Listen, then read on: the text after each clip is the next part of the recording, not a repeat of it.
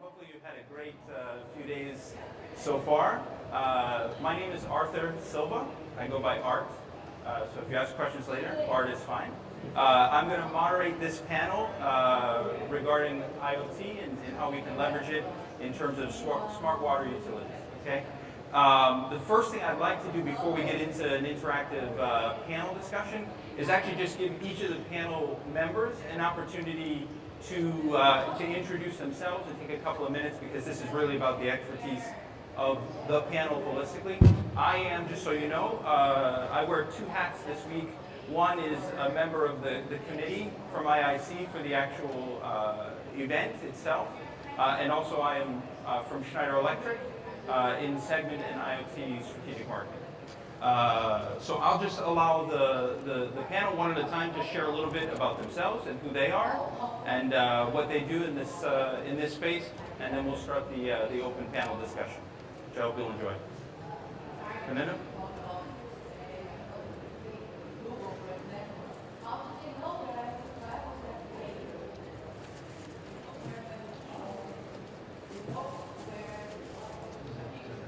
Hello, my name is Fernando Monzon. I work in Everest. Everest IoT is the group inside our company that is dedicated to IoT developments all over the world. We are cross-office in the sector. We cover all the geographies of our company, which is Everest inside the entity data group. It's an IT consulting company. We are doing projects in the utility sector, the industry sector, the public sector, and we have some experience in water, smart water projects, smart metering and decision support systems. Hello, I'm David Lozano. Thank you so much, Arthur, to invite me into this roundtable. Okay, and thank you so much to attend this roundtable. So my role in Vodafone IoT is to manage the utility market in Southern Europe, and especially with a big focus this year in order to launch our new technology in urban IoT. Hello? Presentation, please. Good morning, everyone. It's a real pleasure to stay here. And I'm Antonio Sanchez. I'm Innovation and Technology Manager in Aguas Alicante. And I'm going to see you. Aguas Alicante is an utility company that manages the whole urban cycle in Alicante and 5 neighborhood cities. Aguas Alicante is a PPP, a public-private partnership, with the 50% to the town council and the other 50% for the Swiss group. We are an example for the World Bank and a successful PPP. Talking about the smart projects, we are developing 2 main projects. First one, we are developing an AR system, long-range radio smart metering solution. Alicante is nearly now 90,000 meters with this system, transmitting only 25 data values every day and every meter. One question for the public. Do you know how much water you consume every day? No. Yeah? How much?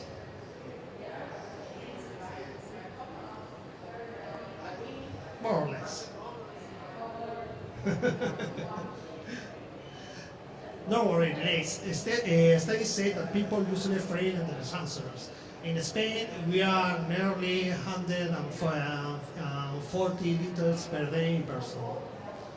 We are developing an FP7 EU project called DIAT, some research projects addressing the improvement of management of water resource through detailed real-time knowledge based and a low cost is this device. multi-point water consumption monitoring and big data management for large-scale consumption analysis. Gaia has created an energy autarkic device connected to a water-matic device for software able to take advantage of the Internet of Things. Thank you very much. Thank you. Hi, I'm Sri Hamid, and I represent the industrial software portfolio for the region of North America. And as part of my role, I also go out and engage with various industrial clients on their needs for the next 10 to 15 years.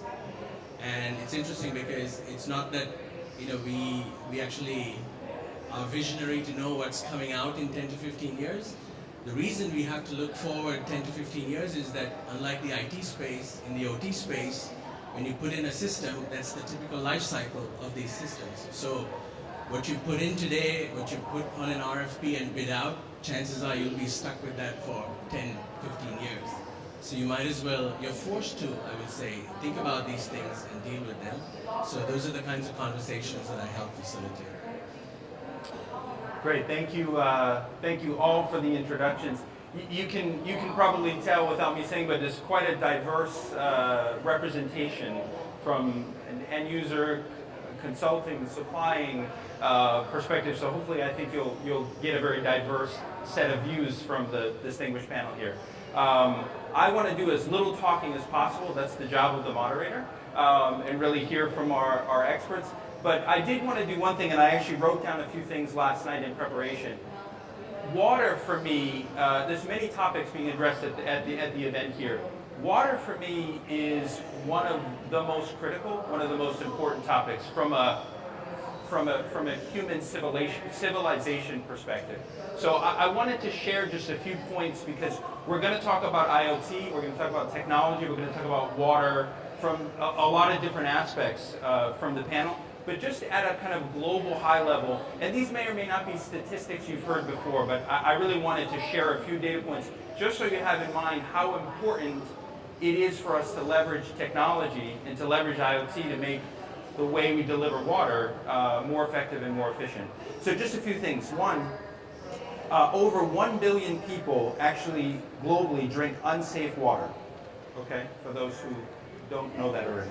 And more than 2 billion actually don't have basic sanitation, okay, globally. Another point for you, by the year 2050, half of the world population, okay, is going to live in water-stressed areas. For those who don't know what that means, in simple terms, it means there's not enough to go around, okay? 30%, roughly 30% of treated and pumped, clean, good water, drinkable water, is wasted, right, due to leakage throughout the water management system, okay? And at the same time, the increase for water in terms of demand is anticipated. It's hard to say exactly, right, and it's tied to population growth and other things, but by 2015, we're going to see at least a 50 to 60% increase in the demand for water. So this is a hugely important topic. And the business that the gentlemen on stage are in is a hugely important one. So I just wanted to set the stage for the importance of water to our daily lives in addition to our business. Okay? So let's start the panel discussion. I want to first point a question to one of the individuals on the panel, and then we'll open and hear some feedback and open dialogue. The first question I actually want to pose, Antonio, to you.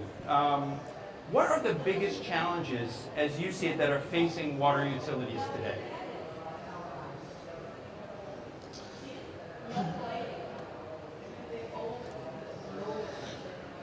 For me, Alicante is an example for the future challenges in cities in the whole world. There is a reason. We face a very complex conditions as we do not have local water resources. As we have a typical Mediterranean climate, heavy rains combined with a semi-arid climate. An impact of torrents. Nearly we double the population in summer. It's very difficult to design and to maintain, and to obtain the efficiency of the company that we have to prepare for this quantity of people. In cities, each customer consumes differently and different times. As you can see in this video, samples as hospitals, schools, offices and homes consumes this pattern in different time and different quantity. What are we doing? No? We are developing this project called DIAT with this device, a low-cost solution.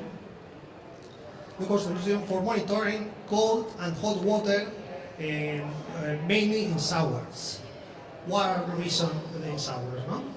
And versus because it's easy to install for non-expert, for customers, battery-less, and no maintenance, and monitor all types of points of water consumption activity.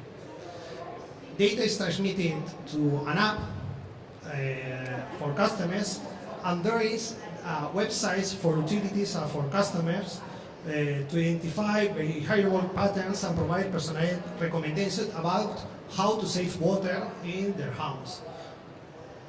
For me, DIAT will convert water consumption data to knowledge for customers and utilities. You can see two examples for the data, for heat maps, and for a cluster of customers in Alicante.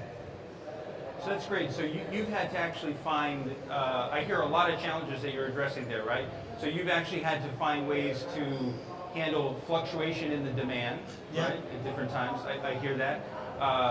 There's also, and we had some great discussion on this point, but there's also a health and safety component to the solutions that you need to provide. Maybe I'll open if any of the other panel members, from a customer challenge perspective that you see, or a utility challenge, and I'll mention also what I heard Antonio say is that the data associated to usage, consumption, and in this case even temperature is important if you want to really most efficiently deliver, right? Just one point.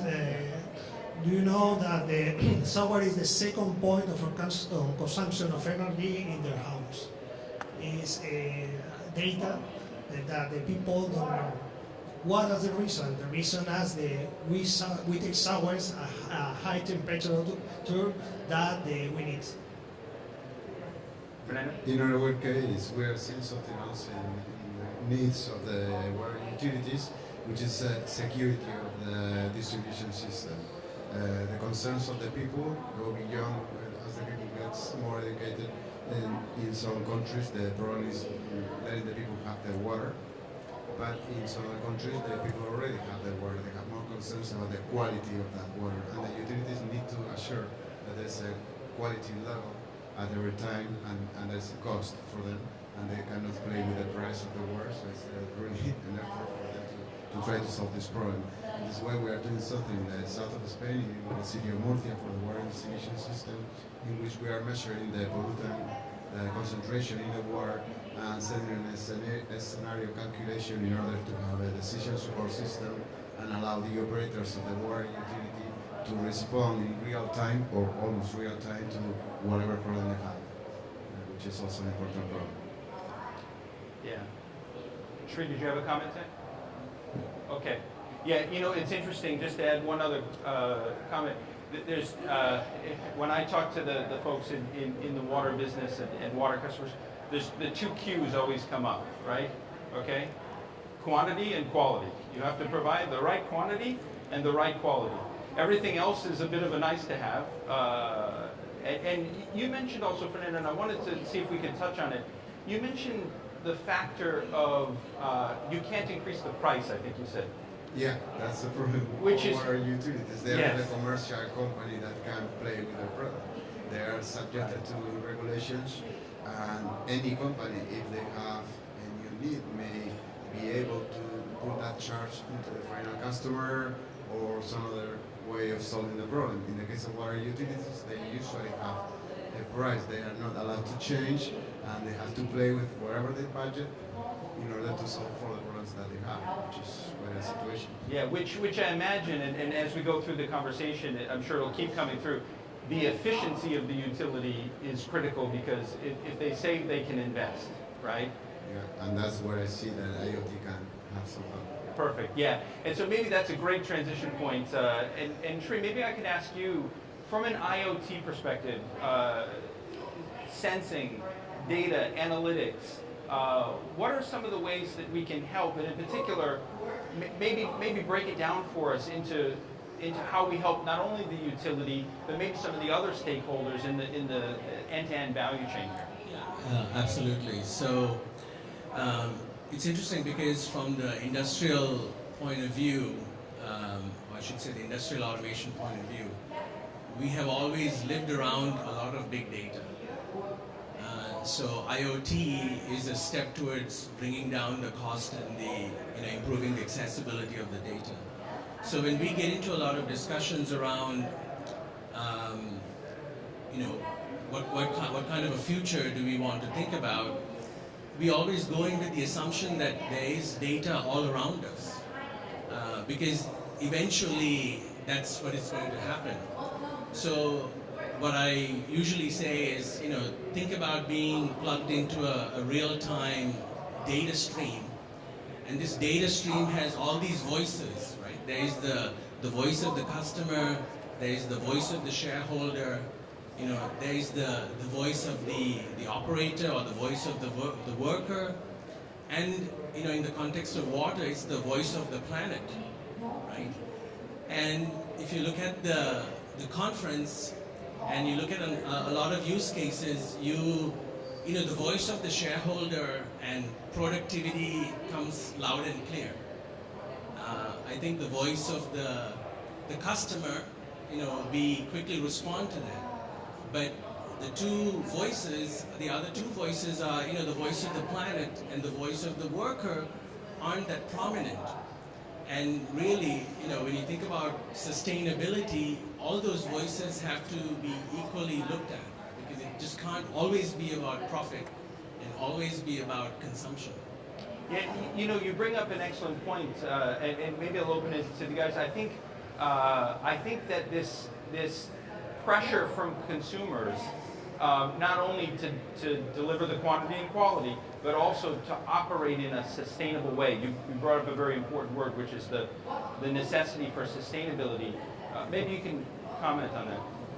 We're talking about very obvious topics, okay? So we have one resource, is water, okay? It's important for all, okay? Without water, nobody can live, okay? So it's a critical resource, okay?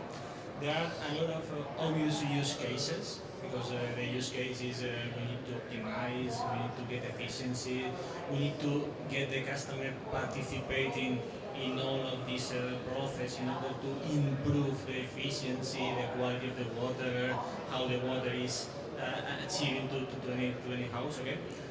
It is true that there are a lot of companies working around now. Probably it's true also that less than 20% of the houses are really now connected, okay? But what is really true is that for the moment, and I think that this is needed in order to create a right ecosystem, okay? There is no standardization, okay? And without any kind of standardization, and if we don't agree that really the standardization is mandatory in order to accelerate how the ecosystem is taking place here in the water management, we will not achieve probably not a minimum part of what we can. Okay? So it's very good. We have very good news from the telecom operator side, okay? Because recently we have agreed all the operators worldwide in an organization that is standardizing the communications, that probably the first or the right technology that will comply with all the requirements in order to get the data. Later the use cases will come, later how we manage the data will come, okay? But it's very good that finally, after more or less 1.5 years, all the telco operators worldwide, not just in Spain, not just in a region, not just in a city, okay? So worldwide have agreed there is needed standardization, and finally we have achieved, okay? So narrowband is a reality. It's a reality that probably comply for 100% of the situations around the use cases in water management. And it is good that here in Spain, we are going to be the first country that will have the technology available. Okay? So I think it's the way in order to start. So you know what? So this topic of standardization, I'm so glad you brought it up because it's critical. Now, the lack of standardization today, what does it actually mean? What from an IoT perspective are we not able to do today because of the lack of standardization? Is the data trapped? Are we not able to sense and respond? Are we not able to get to the level of connectivity? Where is it? Where is the issue today? I think standardization means that today, well, Alicante is showing us a very good solution, okay? But if tomorrow another company in another city, in another country wants to launch exactly the same solution, okay, they need to invest probably a lot of money, okay, because this solution needs to create the ecosystem around in order to transmit the data, okay? So to make it possible, a solution that automatically a use case launched here in Alicante is worldwide, okay, is when we will get the speed, the right speed, okay, in order to accelerate this process. I think this is the key, okay, and this is where we are investing a lot in order to get this right speed, obviously participating, obviously generating some business. Just only one question for the nation. This is an FP7 project funded by the European Union, and one important question to fund the European Union is an open source project. All the protocols of the development and software are available for the whole community and in a website in GitHub, all the data, websites, and all the protocols, and whatever you want, you take it. Yeah, so the right thing is this is probably the element that is creating more applications, more use cases, more standardization, more facilities in order to access to different business, to different use cases, probably in the world, okay? And this is because of a lot of operators, a lot of vendors, a lot of integrators, a lot of chipset manufacturers agreed in the past that the technology, the way in order to launch was worldwide, okay, and was under the same standard with the 3GPP, okay? Very, very clear. So I hear you saying that speed and scalability are dependent on the standardization, and that it's also going to open up access to an ecosystem of developers and innovative solution providers that can keep building more and more of these type of very, very new ways, but they can scale. We are changing the water resource for the data resource. Okay? So the data resource is going to be needed in order to use the water resource. Okay? Obviously, the important topic is the water resource. We can live without zeros and one, okay, in our life, but the data is going to be mandatory in order to manage efficiently the water resource. Okay. So in a moment, I want to talk about how this impacts sort of the business model and the way that maybe service is delivered and so forth. Before I do though, and I think I'm going to point that question your way, but before I do, I want to open one other question, which is just to all of you from a use case perspective, because this term use case, and you see test beds out here on the floor. What are a couple of use case examples in the area of eliminating this water loss or increasing the efficiency and the quality of water? We've heard a couple of great ones, but I just wanted to open up for any other use cases where you're seeing real value applied through extracting the data, through the IoT and connectivity. In our case, we're working with several water utilities. IoT, when it's brought to the water utility, first poses a problem. Not a problem itself, it's a cost. There's a large integration effort.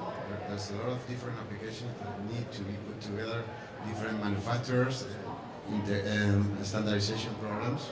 This manufacturer speaks this protocol, the other one speaks a different protocol. There's different communication protocols because some of them are suitable for certain situations. For example, when you have high visibility from a roof, but you have smart meters inside the basement, you cannot use the same technology that you can use in other places. So at the beginning, everything is cost and efforts. But once you have integration of IoT solutions into a water utility, you start seeing that vertical silos of information that used to be independent, and also vertical silos of operation, because one unit inside the company could only see or could only take actions over this part of the system, suddenly become integrated, and there's visibility of the whole picture of the water distribution service. That's an advantage. Okay, so that's very important. Also, the processes that used to be there before change. The operation of the system is not done in the same way after IoT that it was done before IoT. That is also an advantage because some of the things are seamless after IoT integration, and it's also a problem in the sense that many utilities are accustomed to do things this way. They have been doing it this way for 50 years, for 70 years, and now after an IoT implementation, you have to tell them this is not the way you do things anymore. Things are different now, and the operation is not this way, it's this other way. And that, although it is an advantage and it saves money and makes the system more reliable and more efficient, it's also a problem for the people who work in the company and brings reaction to change and resistance.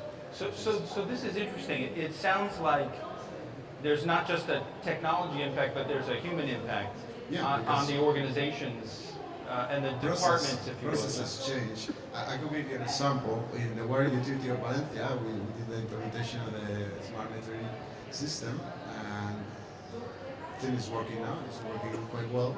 But when we were doing the project, they were accustomed. They knew their network by billing route, because historically people will walk around the city measuring the meters by hand and taking all of the measurements. This happens since the 1920s or the 1900s. Okay, so they knew the network by billing routes. When you put the smart meters, there's no billing route anymore. No one is going to be going anywhere to measure nothing. The data comes automatically to the server. But they require to have in our databases a billing route ID for every smart meter, because that's the only way they knew how to handle that network. They knew it by memory. You would tell them about one area of the city and they would say, okay, that's billing route number 37. So we had to add the billing route ID to every table in the database. This is a Word for nothing, but that's the way they work. It's a perfect example of change management that's necessary. Yeah, I had to understand that the billing route is not necessary anymore. Okay. And also, yes, let me say that the third thing that I see is the new value possibilities. When you start doing an IoT project, you usually are trying to solve for problem A, B, and C, which is the problems that you knew you had, or the things that you knew you could improve. But then after you see all this data, and you see it all together and integrated, people start seeing that there are more things that they never thought about them, but they are possible now. So it opens the way for new business propositions, new services, and new value. I'm talking about Valencia again, and I think we talked about this one day. In the city of Valencia and Alicante, there's a lot of second homes. And for example, you were asking for an example. Use case. There is Okay, a sure. possibility of using the water metering for second houses in order to know if the house is being occupied or not. So the company could offer to the owners of those houses, which are using them for renting, as a proof of when the guest entered or left the house. It's not the normal use of a smart meter for water. but it's a possibility that you can see after you have the integration of that data into your system. Okay. It is very important to understand that, well, for in USA probably there are some priorities, okay, in terms of the water. All the priorities are optimization and probably efficiency and probably quality, okay. But each country, I'm pretty sure that will have different priorities in order to manage the water, because the access to the resource, how the resource is, what the quality is, where is the how familiar is the people in order to improve or not the quality, how comfortable is with the current quality, how they would like to move in order to improve the quality. Is very different in every country. What does it mean? That in every country we will have, for sure, different use cases. The challenge is how to improve these use cases from the USA in order to manage the quality of water in Spain, or in order to know the quality of water in Spain, how to manage that we are improving our network management in Valencia and we are getting a reduction of 60% of the claims in Valencia with the new system, how to export this use case to the USA by tomorrow, how to export the use case in USA to Istanbul because they need probably to improve the management of the network. This is how we will construct the ecosystem, okay? And I think that probably is one of the key topics if we want to reuse all of these solutions that we are launching, that we are funding with our European programs, okay? We are funding with a lot of money. We are, as a customer, as an end user, we are funding this kind of project. So we need to see how the return of the investment is, but not in my investment, my personal investment, because I am a consumer. Okay? Right. Just one question. I agree with you. As you know, water utilities are not early adopters on any technology. We are a very traditional business, but we are confident today that the smart water is the future. We need all of us, the IoT systems, the new IT systems, the new way that the customers has to manage their consuming, and I agree that the future for the water companies is another kind of business than the tradition. Sri? Yeah, if I can add to that, I think the important thing is you need to lay out a roadmap. Because even though you might not get to all of it in the next, but at least you have a broader vision. I think it's important to then socialize the vision, get everybody on board, because that aspect is also fairly daunting. So I think 10 years can go like that, but so long as you're working towards a path, that would be good. Yeah, one thing that we haven't touched on is the topic of efficiency also. So we did talk about the importance of savings, because we're not going to increase what we're charging, right? But from an efficiency perspective, whether it's, again, energy efficiency or the waste, maybe we can just speak to that for a minute. For those who don't know, water, from an energy consumption perspective, you might find this interesting, it's somewhere around 10% of global energy consumption, for those who don't know. And for some, so take California in the United States. The cost that California as a state absorbs is closer to 20% of their total cost, okay? So it's a huge cost associated with water, and it's a huge energy consumer as well. So maybe we could just speak to that for a moment.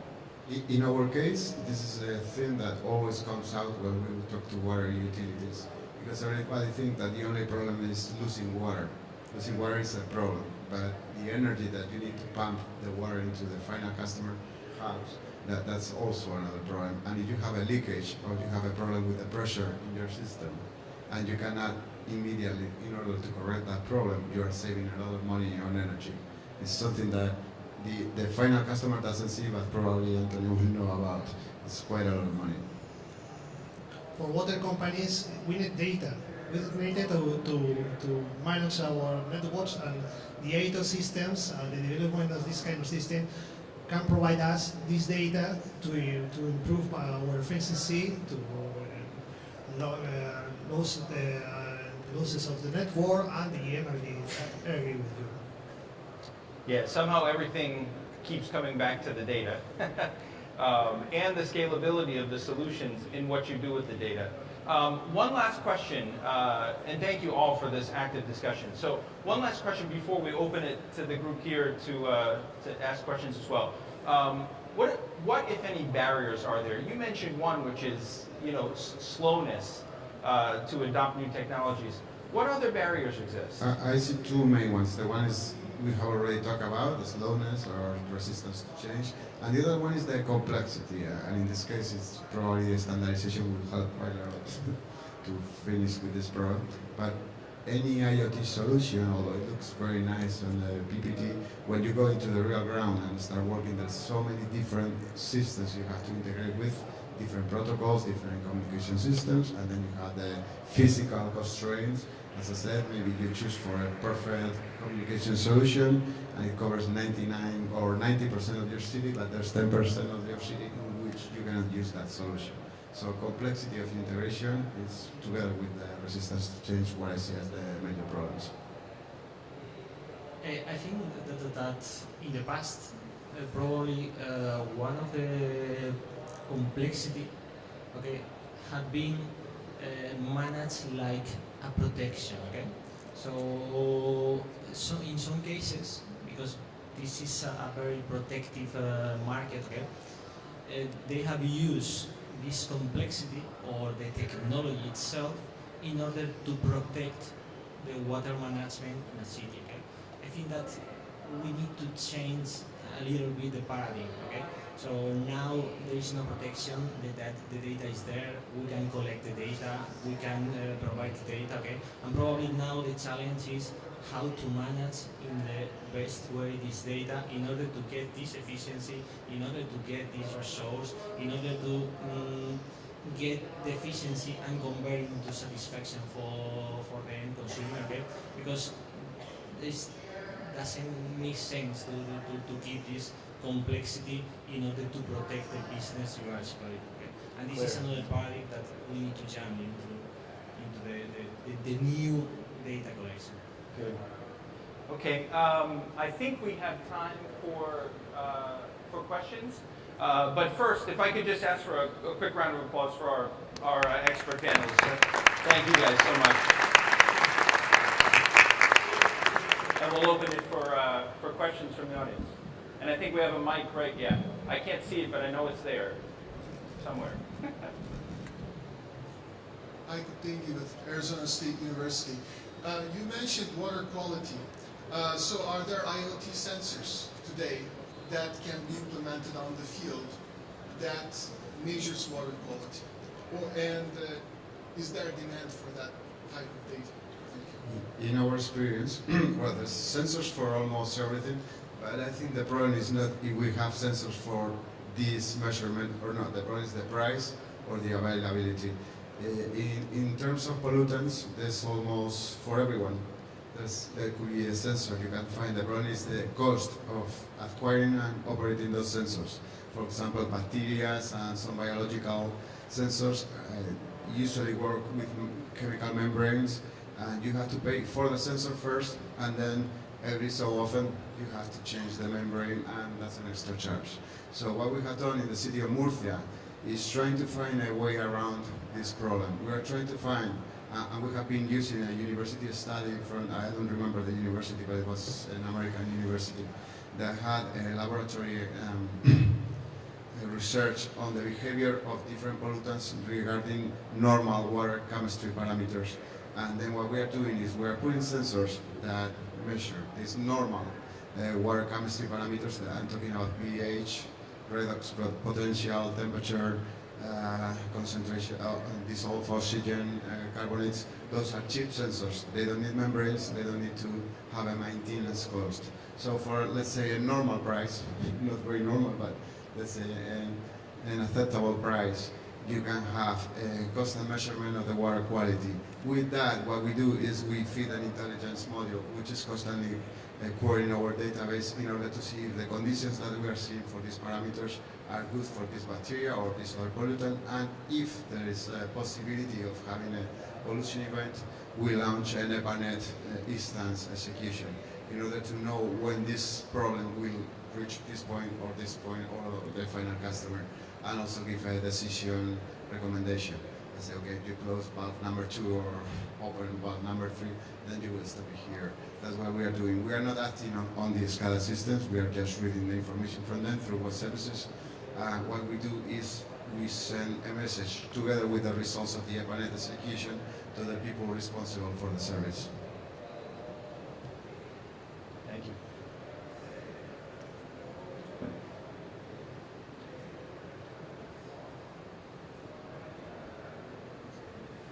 What's your experience about breaking the vertical, adapting to the smart cities platforms?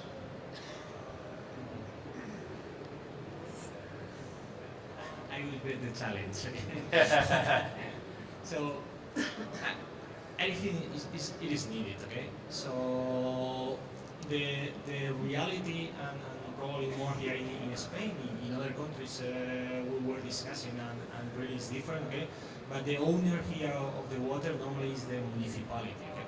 So the municipality is the responsible normally in order to deploy the smart cities, okay? And deploy the different vertical business that will be around of the smart city.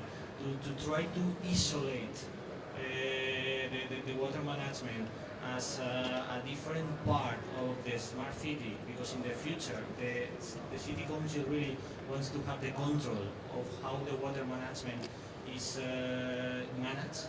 Okay? It doesn't make sense. So this will arrive. Honestly, I don't know when.